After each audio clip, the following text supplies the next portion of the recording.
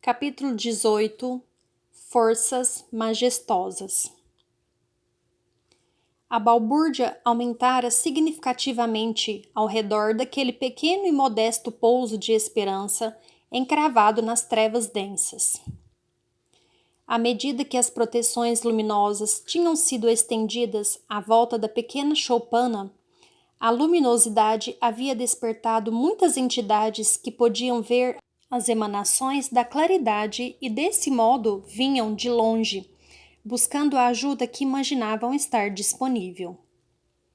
Na verdade, a maioria tinha o desejo de se livrar da dor que as consumiam, sem contudo melhorar-se como deveria.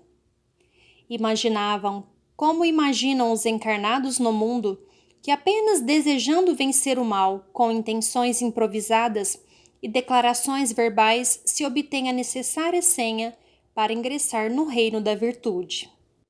As pessoas, quando encarnadas, costumam iludir-se entregando-se a rezas e a religiões, acreditando que elas bastarão para que se garanta o reino de Deus.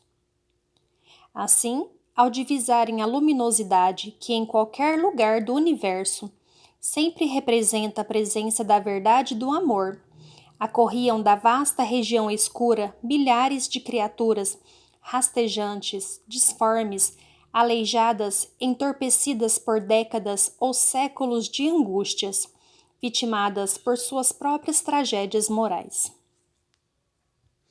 Verdugos seguiam suas vítimas, sendo ambos atraídos pelas novidades daquele cortejo que tomava a direção daquele pequeno, distante ponto luminoso.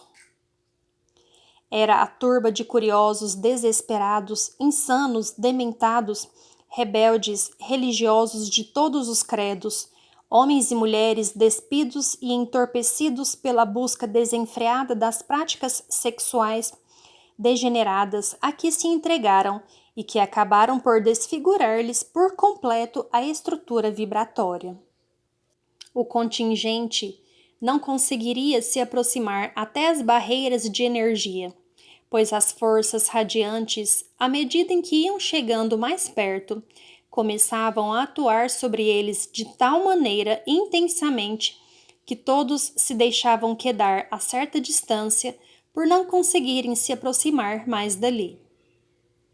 Em cada indivíduo, de acordo com suas características pessoais, a intensidade das vibrações ao redor daquela casinha lhe chegava exatamente no foco de suas fraquezas e de seus compromissos, fazendo com que as sensações que nutria sem o sincero desejo de delas se libertar se tornassem como algo incandescente, algo que lhes requeimasse, piorando-lhe o estado e demonstrando-lhe onde estava o seu problema principal. Assim, os criminosos não redimidos passavam a sentir as luzes penetrando-lhes as partes físicas utilizadas para a prática de seus delitos, levando-os ao desespero. Mãos assassinas, mentes astutas, boca caluniadora, olhos cruéis, tudo se tornava esfogueante e cáustico, impedindo que continuassem adiante. Aos descuidados que se conspurcaram com o excesso de prazeres carnais, as tenazes incandescentes da consciência voltavam-se, aumentadas pela força luminosa daquele encontro, para as áreas ligadas aos centros genésicos que neles ainda se encontravam ativados por força da fixação mental, que seguia estimulando a área sexual de seus perispíritos. Os que tinham ódios ou sentimentos de crueldade sentiam a dor piorada na altura do peito, como se uma flecha de fogo lhes houvesse rasgado o ser e atingido o coração, incendiando-o de um fogo que não havia como apagar. Assim, cada grupo ou indivíduo ia parando pelo caminho na altura em que as suas forças não conseguiriam mais suportar o contato com a luz da verdade. De nada adiantava gritar palavras de súplica. Religiosos faziam sinais cabalísticos. Alguns ajoelhavam-se, outros invocavam as forças a que estavam acostumados, se dirigir quando das práticas religiosas que adotaram na terra. Sacerdotes dos cultos pagãos, membros diversos das agremiações religiosas, médiuns de vários caminhos, pitonisas, videntes, pessoas pertencentes a sociedades secretas, praticantes de rituais mágicos ou de feitiçarias, religiosos vários, todos se congregavam naquela Torre de Babel, na qual desejavam demonstrar e convencer que a sua era a verdade a ser imposta sobre a dos demais. Era um conclave de esfarrapados da alma que não tinham mais do que farrapos para usar como argumentos. Todos haviam traído Jesus ou seus princípios eram em seus caminhos. Todos tinham praticado obras de iniquidade. Todos tinham desejado se valer do caminho religioso para encontrar, através dele, a porta larga, recusando-se a enfrentar a porta do sacrifício, do devotamento, da pobreza, da renúncia, do testemunho moral, para que o Cristo que traziam nas palavras se espelhasse em suas atitudes. Como pastores indignos que exploraram o rebanho que deveriam proteger e que enriqueceram à custa da crueldade alheia, pregadores que se permitiam os vícios mais baixos, afastados da elevação daquilo que pregavam, ali se achavam reunidos, assim como médiuns falidos, homens e mulheres vaidosos que desejaram fazer de suas faculdades picadeiro para enaltecimento pessoal, entregando-se a rituais mentirosos e iludindo a boa fé dos desesperados, fazendo leitura de sorte, prevendo o futuro, cobrando dinheiro para fornecer a consolação aos caídos do mundo. Estes últimos, por terem partilhado da realidade do mundo invisível, eram os que estavam mais alucinados e necessitavam de mais auxílio pelo estado depauperado que ostentavam. Tinham se aproximado mais da fonte das bênçãos e a conspurcaram com suas práticas nocivas, sujando a sua pureza com a lama de suas intenções. Assim, a região onde se localizava o Tugúrio de Sávio foi ficando coalhada de necessitados que se aglomeravam, sendo que o grupo de Sulpício se mantinha a poucos metros da entrada principal, parecendo que para eles os raios luminosos não os atingiam como acontecia com os outros. Somente quando se postaram nas fronteiras da barreira magnética é que não conseguiram vencer-lhe a potência, detendo o avanço e começando a gritaria. Outros soldados, além dos 30 de sua comitiva, atraídos pelo espetáculo inusual naquela região, se ajuntaram ao grupo, prestando solidariedade àquilo que lhes parecia ser a reedição de um batalhão ou de um pelotão romano. Serenamente, os 4 mensageiros do amor deixaram a casinha que se localizava em pequena elevação do terreno e começaram a descer na direção das linhas de energia. Lá estão os bandidos, gritou Sulpício. Venham aqui, seus covardes miseráveis, ladrões e sequestradores, venham até aqui se é que têm coragem. Isso mesmo, bando de traidores, gritava outro aliado de Sulpício nos naturais processos de bajulação que nas trevas também existem. Vamos arrasar o esconderijo deles, propunha outro, desejando ser mais contundente que o anterior, na solidariedade àquele que chamavam de chefe. Sem se deixarem perturbar por aquela cena que aos olhos de Zacarias, Simeão, Lívia e Cleofas se havia transformado numa sublime oportunidade de renovação de muitas almas, os 4 se viam envolvidos por uma força poderosa, que apesar de lhes ser visível, não era percebido pelos outros, incapacitados de se conectarem com as belezas sutis que o amor reserva apenas aos que conseguem abrir o coração para a sua realidade. Zacarias se dirigia aos revoltosos e, por ação dessa energia avassaladora que os protegia, a sua voz pareceu ampliar-se até os confins da terra, tão logo proferiu as primeiras palavras. Querido irmão Sulpício, aqui estamos como você o desejava. A voz estrondosa de Zacarias, para a surpresa dele próprio, se fez escutar por quilômetros naquela vastidão escura impenetrável. Parece que um grande sistema de transmissão de ondas sonoras lhe amplificava a fala para que toda a multidão ali circundante pudesse escutar o que se passava. Dispenso a sua saudação, velho asqueroso. Vocês me tomaram 5 peças que me pertencem. Sulpício referia-se aos 3 soldados que se haviam deixado levar pela bondade e aos 2 presos que foram resgatados, nomeando-os a todos com os qualificativos que costumavam usar quando negociavam escravos. Cada um era uma peça, não uma pessoa. Perante Deus, somos todos seus filhos e a Ele com exclusividade pertencemos. Você pode apresentar os documentos que lhe garantem o direito ao que está reivindicando? A palavra firme de Zacarias fez rilhar os dentes de Sulpício. Afinal, ele invocara direito de propriedade e assim lhe cabia provar que era efetivamente dono dos que reivindicava. Sabia não possuir nenhum documento que o provasse. Não preciso provar nada. Todos os que estão aqui são testemunhas de que eu lhe sou dono. Pois isso não é suficiente para que você possa solicitar, já que não pode provar que lhe pertençam como escravos. Sulpício foi ficando nervoso, desacostumado a ser contrariado em suas ordens e arbitrariedades. Eu sou por direito aquele que pode exercer a vingança contra eles, já que os 2 presos muito me prejudicaram, e reivindico, como as nossas leis nos permitem, o direito de devolver-lhes o mal.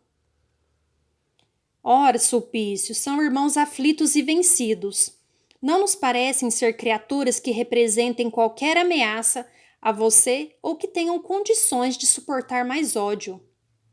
Mas tenho o direito e irei exercê-lo. Vendo-lhe o estado de desequilíbrio, Zacarias continuou amistoso. Percebendo seu modo de falar, parece que você sempre foi a vítima. Claro, isso mesmo. Esses 2 sempre me usaram, sempre se aproveitaram de mim, sempre fizeram o mal por meu intermédio, respondeu o lictor sem esperar que Zacarias terminasse a frase. Mas essa alegação é algo singular, Sulpício. Estou informado que você sempre desejou exercer influência sobre eles e se orgulhava de ser o braço direito de Pilatos, o organizador de seus festins, o participador em suas orgias, ao mesmo tempo em que mantinha o próprio leito aquecido por Fúlvia, que, como você tanto a cobiçara, aceitou entregar-se em troca de seus favores e sua cumplicidade. Mentiras, mentiras, seu velho caluniador. Eu sempre cumpri ordens e sempre fui enganado por essa corja de vampiros. Pois não é isso que eu conheço. Para mim, você também foi um algoz cruel e cheio de perversão sinistra. Por que agora não tem a coragem de se declarar como tal? Se é com base nesse tipo de intimidação que você mantém a liderança sobre este grupo de pobres homens, iludidos ou temerosos de sua crueldade?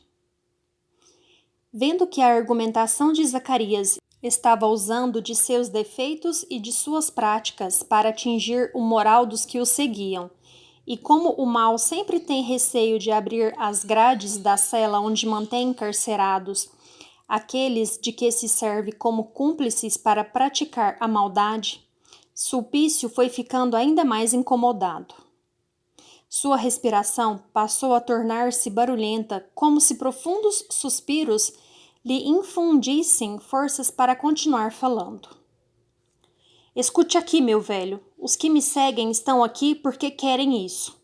Sabem que estou exercendo a justiça que por direito meu poder me confere. Se estão por aqui, é porque preferem seguir aquele que exerce a autoridade. Mas desde quando eles tiveram escolha? Quando lhes foi oferecido o direito de buscarem coisas melhores? Você invoca direito de exercer a justiça.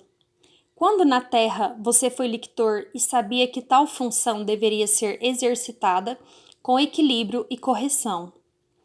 No entanto, junto aos poderes corruptos, você os usou para corrompê-los ainda mais. Apresentando-se como cumpridor da lei, você a está desnaturando e violando. Falando de uma liderança e uma autoridade, outra coisa não tem feito do que manter estes homens sob a hipnose do medo, do estalar do seu chicote. Tanto isso é verdade que na primeira oportunidade que seus homens puderam conhecer coisa melhor, não titubearam em abandonar o posto mentiroso que ocupavam aqui neste abismo e se dirigiram para outro destino. Por que você precisa desse chicote se, como você diz, os seus comandados o respeitam tanto? O silêncio era brutal. Só se escutava a palavra de Zacarias e a respiração de Sulpício. Os homens que o seguiam nada falavam. Todos estavam aturdidos pelas exortações verdadeiras de Zacarias. Ao mesmo tempo, alguns nunca haviam pensado em outras realidades por acharem que aquela forma de vida era a única possível, pois não diferia muito do estilo a que estavam acostumados quando da vida na terra e em um corpo de carne. Vendo que o ex-sapateiro estava comprometendo a sua autoridade, Sulpício se colocou ameaçador diante dele e gritou: Você está falando este amontoado de mentiras porque seus sortilégios o protegem. Do mesmo modo que usa sua feitiçaria para se defender, eu tenho meu chicote que impõe a ordem e mantém a disciplina. Queria vê-lo ser e falar tudo isso na minha presença sem estas cordas que não nos deixam passar. Abra mão de sua magia, bruxo dos infernos, e vai ver como é que nos entendemos de forma diferente. Vendo-lhe o desafio e sabendo aonde ele o deveria conduzir, Zacarias não se fez de rogado.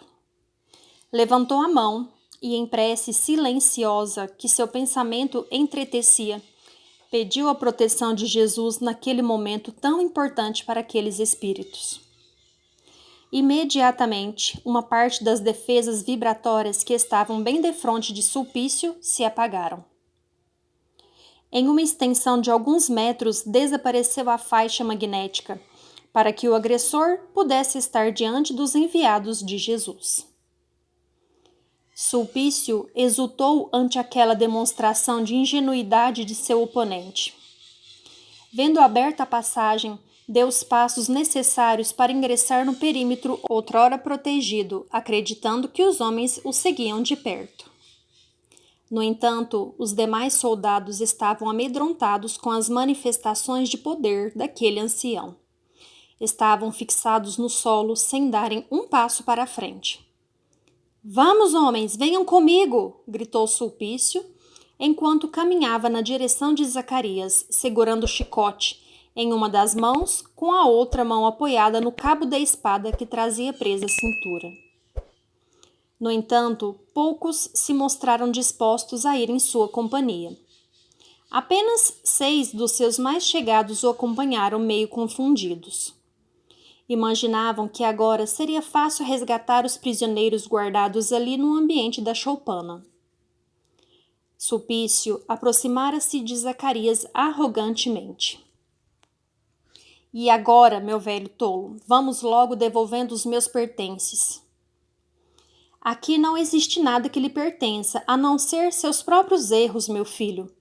Que filho que nada, nunca tive um pai tão idiota como você. A palavra hostil demonstrava o desejo de se colocar acima das vibrações de energia que o atemorizavam. Sulpício nunca estivera diante de homens tão corajosos, a não ser uma única vez em sua vida. Sabendo que seu espírito estava assimilando as forças daquele ambiente protegido, Zacarias sinalizou para que Lívia se apresentasse diante do lictor. A nobre entidade, revestida das humildes vestes de escrava, como no dia em que estivera nos aposentos de Pilatos, pedindo pela vida de Jesus, não titubeou. A passos firmes adiantou-se e se postou à frente de Sulpício. O susto do ex-ajudante de Pilatos foi forte a ponto de recuar alguns passos. É que a sua consciência culpada, ainda que entulhada de preocupações outras, acusava-o de ter prejudicado aquela mulher nobre. Graças à calúnia de Fúlvia, a quem a sua cupidez e luxúria tanto queriam agradar e conquistar nos seus sonhos masculinos degenerados. Vendo a figura da mesma Lívia que julgara equivocadamente, sua alma se apercebeu diante de uma de suas vítimas mais inocentes. Para esse tipo de confrontação, ele nunca tinha pensado em alguma arma de defesa. Meu irmão Sulpício, que a paz de Jesus esteja em seu coração. A saudação de Lívia não deixava dúvidas, era a mulher que Fúlvia odiava e que ele ajudara a desgraçar com a calúnia. Diante da palavra doce, nada respondeu. Você está aqui, neste momento, para receber o convite do amor e da bondade, a fim de que deixe este caminho de sofrimento e de dor e trace outro roteiro para sua jornada de espírito. Não pedi conselho a ninguém, falou o arrogante servidor das trevas. É verdade, meu irmão, mas não há dúvida alguma que o bem nunca se desocupa daqueles que ama e deseja ajudar. Não são exortações que o acusem, são apenas convites para a sua regeneração. A palavra daquela entidade humilde lhe caía no interior, como um orvalho no espírito inquieto. Lembre-se daquele dia em que você nos perseguiu na Samaria distante, buscando o exercício de seus caprichos. Você que tem se declarado vítima dos outros e sobre essa alegação tem edificado o edifício da sua justiça vingadora, está sendo convidado a mudar seu enfoque. 2 mulheres e uma criança sendo buscadas pela sanha criminosa, que não pertencia a ninguém mais que a você mesmo. Lembre-se de que não foi por ordem de Pilatos que você encetou aquela viagem. Foi pela sua própria solicitação, invocando os serviços prestados, a fidelidade cega, a conivência nos delitos morais do governador, que você conseguiu o que desejava. Perseguir a mim e a Ana, a quem seus desejos masculinos pretendiam dominar. Foi escolha sua, deliberação sua, responsabilidade sua. Não houve nem Fúlvia, nem Pilatos nessa hora. Houve apenas Sulpício. A memória de Sulpício parecia rever os quadros daquele tempo tão distante. A vivenda modesta de Simeão. A pobre e rústica cruz à porta. Os bancos de madeira ao redor da mesa singela, onde todas as tardes se reunia o povo da redondeza para escutar as belezas do reino de Deus da boca santa daquele ancião. Os soldados que o acompanhavam na busca a 2 mulheres indefesas e uma criança. Tudo isso se foi avolumando em sua consciência, que parecia trazer do mais profundo o filme da cena como se ela estivesse acontecendo naquele mesmo minuto. A violência da perseguição, a coragem de Simeão, a choupana da Samaria devassada pelos soldados arrogantes que lhe compunham o cortejo, a prisão do velhinho, a cruz que tanto prezava para o suplício do chicote, a fim de, pela força da tortura, conseguir a revelação de onde estavam escondidas as suas presas desejadas. Relembrava do povo da redondeza que chegava para assistir àquele dantesco espetáculo. Nenhum que se permitisse tomar a defesa de Simeão naquela hora. Todos que admiravam-lhe as palavras e ninguém que tivesse coragem de colocar em prática os ensinamentos recebidos por medo de serem sacrificados igualmente pelos violentos soldados. Mais do que isso, ninguém que tivesse a honradez de dizer-se amigo do ancião, negando conhecê-lo para não se comprometer ante o arrogante perseguidor. Ante tais lembranças, Sulpício estava estático. Sua alma se encontrava inquieta e se esforçava para defender-se a fim de não fraquejar diante dos seus seguidores. Parecia que ali, no ambiente trevoso em que todos se achavam, diante de uma modesta choupana, Sulpício se defrontava com a crueldade de si mesmo. No entanto, não desejava se deixar vencer. Os seus acompanhantes se mantinham atônitos, esperando a sequência dos fatos. Quebrando o silêncio, Lívia prosseguiu. Outrora, Sulpício, a ignorância o levou para os caminhos do mal, vitimando pessoas inocentes. No entanto, hoje você percebe que o mal o vitimou com mais crueldade. Suas torpezas, de alguns momentos, escravizam-no há décadas, infeliz justiceiro do reino da escuridão. Um justiceiro que não encontra consolo, descanso nem paz no coração e na consciência. Não é verdade, eu não sou infeliz. Tenho tudo o que quero, tudo o que desejo, e isso que vocês estão fazendo é um sortilégio para me enganar. É um truque para iludir os mais idiotas. Comigo, não. Eu não caio nisso. Meu chicote vai estalar sobre todos vocês, colocando a todos no lugar que a justiça me incumbiu de defender. O homem estava perdido e se perdendo ante a incapacidade de argumentar e de assumir os próprios erros. No entanto, quando falou em usar o chicote, Simeão, com a autorização de Zacarias, saiu de trás de Lívia e dirigiu-se ao lictor desequilibrado. Nesse momento, uma luz irradiava de seu semblante, como a fazer com que Sulpício se lembrasse e o reconhecesse com facilidade. Aqui estou, Sulpício, para receber as suas chicotadas novamente, meu filho. E havia uma tal inflexão de carinho nas palavras do velhinho que elas se tornavam raios luminosos que lhe saíam da boca abençoada e penetravam a atmosfera vibratória de todos os soldados que o cercavam e, em particular, a sua própria estrutura magnética. Se a visão de Lívia o abalara nas fibras da alma, a visualização de Simeão o fustigara com mais cadência ainda. Naquela hora pensou em fugir dali. Passou a interpretar aquele encontro como uma armadilha para que fosse capturado. No entanto, procurou acercar-se de seus 6 amigos e encontrar neles o apoio magnético para não sossobrar perante aquele testemunho que se fazia palpável naquela hora.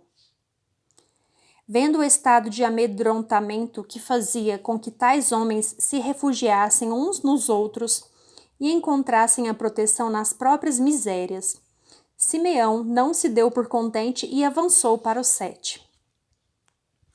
Venham, meus filhinhos, como naquele dia de Samaria saudosa, aceitem meus braços de paizinho amoroso que os recolhe. Desesperados, os homens não conseguiam sair do lugar, pois uma força desconhecida os havia chumbado ao solo. Sulpício, amparado pelos seus comparsas mais chegados, agora que se via algo apoiado, fez menção real de usar o chicote. Nesse momento, Simeão estacou o passo à distância suficiente para receber o flagício e, elevando o olhar para o alto, entrou em prece. Não decorreram mais que alguns segundos e uma imensa luz se projetou no abismo e com seus raios modelou uma cruz diamantina, como se estivesse a apoiar o velhinho que ia ser agredido naquele momento pela ignorância daqueles homens. A cruz luminosa se mantinha de pé às costas de Simeão, como naquele dia fatídico das lembranças de Sulpício. Os 6 homens que serviam de apoio a Sulpício prorromperam em pranto de desespero. Haviam sido os comparsas de Sulpício aqueles seus amigos que tinham iniciado o suplício de Simeão naquele entardecer triste, mas se viram impedidos de fazê-lo por uma luz radiante que brilhava no alto da tosca cruz. Todos estavam envolvidos pelas culpas daquele nefasto acontecimento. A cruz luminosa, muito diferente daquela cruz rústica daquele dia, expandia-se em radiações de fulgor que nada podia igualar naquele momento em suas vidas e lembranças. Os raios safirinos rutilavam e ela mais parecia um farol a projetar luzes na escuridão do abismo. Simeão se mantinha unido a ela à espera dos golpes de Sulpício. O lictor não entendia o que se passava com ele, mas, assustado, viu seus amigos projetarem-se no solo lodoso e prostrarem-se, rogando perdão àquele velhinho que haviam ajudado a matar. Mais para fora, os outros seguidores de Sulpício se achavam estarrecidos com aquelas manifestações poderosas desconhecidas. Alguns que estavam mais para trás já tinham tratado de fugir apavorados. A maioria, contudo, se mantinha estática, sem saber o que era medo e o que era emoção profunda. Todos haviam escolhido o caminho do mal e sintonizado com a maldade que a ignorância de Sulpício representava.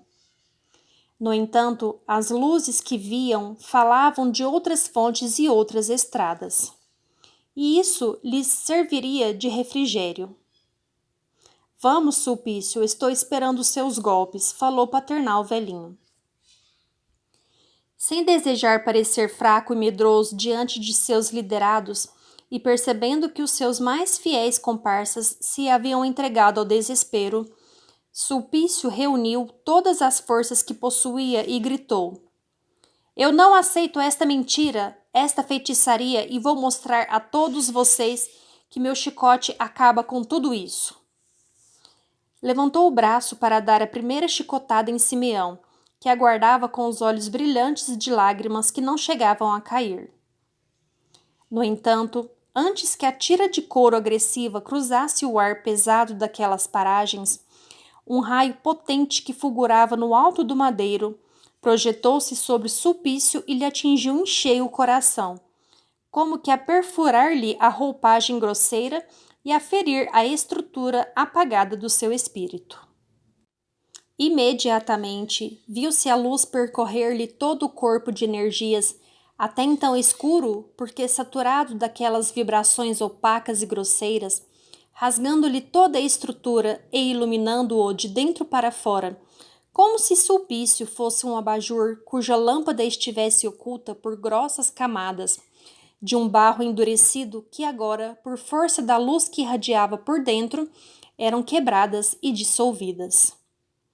O espetáculo daquela cena era inusitado.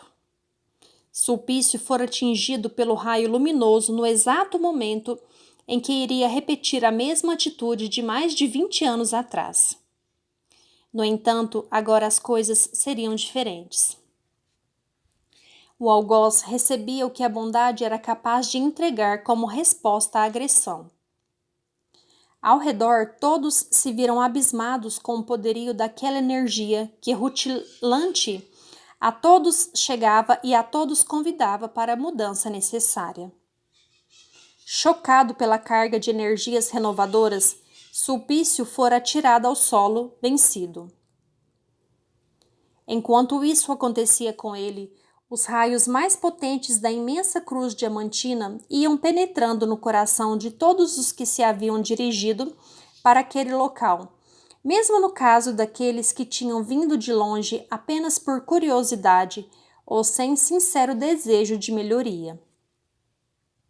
Em muitos pontos da turba, os raios produziam o mesmo efeito que em Sulpício.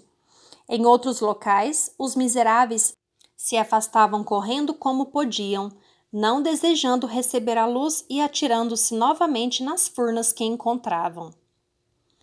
Mas aquele havia sido um momento tão especial na organização do bem, que melodiosa sinfonia descia do alto, inundando os ouvidos e confundindo os mais endurecidos sentimentos. Caminhos de luzes, como raios de sol que varam as nuvens carregadas do céu, desciam ao abismo e por eles espíritos angelicais regressavam aos umbrais para resgatar os que se haviam deixado tocar pela emoção e pelo desejo de se elevarem na direção do amor. Cortejos de espíritos que se poderiam assemelhar a anjos alados acorriam aos núcleos onde a luz daquela cruz majestosa chegava e produzia os efeitos próprios que indicavam a aceitação sincera daquele convite. Poder-se-ia dizer que centenas de milhares de entidades luminosas se aproveitavam daquele momento de fé que se fazia presente nas trevas do mal, para irem em socorro dos desesperados e perdidos.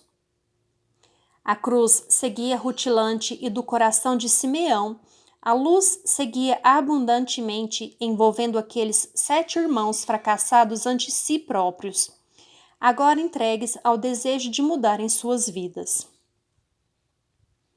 Os outros 3, Zacarias, Lívia e Cleofas, emissários do amor e da bondade no seio das trevas, se achavam congregados ao redor da cruz de Simeão, apoiando o valoroso apóstolo da Samaria, que por sua muita fé em Jesus e para defender os inocentes em sua última encarnação na terra, aceitara a morte honrosa preso à cruz tosca, e por isso agora recebia o privilégio de iluminar-se com a cruz do sacrifício, para torná-la o símbolo de amparo aos desesperados das trevas.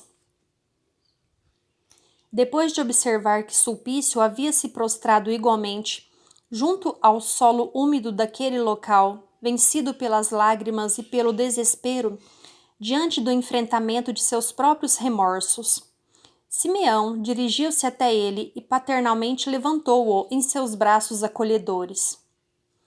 Olhou-o nos olhos avermelhados e lhe disse com inexcedível carinho: De hoje em diante, Sulpício, você será meu filho muito amado. Estarei sempre ao seu lado e o ajudarei a descobrir as belezas de Deus que estão gravadas em sua alma. Beijou-lhe as têmporas e recolheu-o ao abrigo onde estavam Pilatos e Fúlvia. Os demais apóstolos do amor recolheram um a um os soldados que aceitaram se converter com sinceridade, deixando que fugissem aqueles que, vendo a defecção do chefe, agora não sabiam a quem seguir. A grandiosa tarefa de levar a esperança aos mais desesperados havia sido concluída com a proteção superior e os resultados mais avantajados do que aqueles tarefeiros de Jesus jamais pudessem imaginar. Como no dia da tragédia do circo, algumas centenas de milhares de entidades dali foram retiradas e encaminhadas para as zonas de preparação para o reencarne, situadas em ambiente mais elevado, fora das pressões constrangedoras daquela zona de vibrações mentais extremamente deletérias. Era hora de levar a Jesus os frutos do trabalho, da força da bondade que a ele pertenciam.